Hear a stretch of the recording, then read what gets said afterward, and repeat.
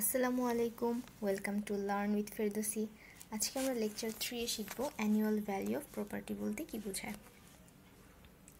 Section 262 of the Income Tax Act states the annual property value.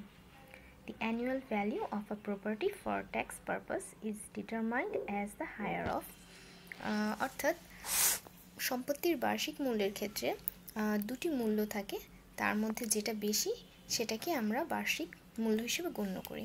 এক number, the reasonably expected rent, অর্থাৎ যেই ভাড়াটা আমরা প্রত্যাশা করি বা প্রত্যাশিত ভাড়া।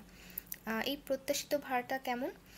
An estimate based on factors like location, demand, environment and municipal valuation if available.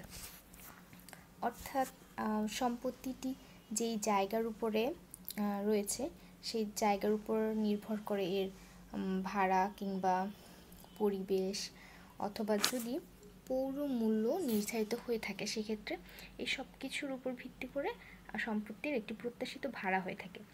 সেই ভাড়া, অথবা number 2, the actual rent received or receivable if it exceeds the expected rent.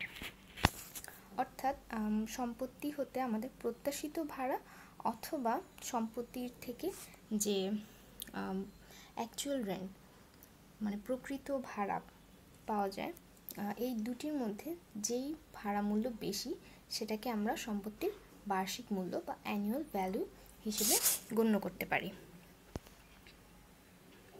Thanks for watching.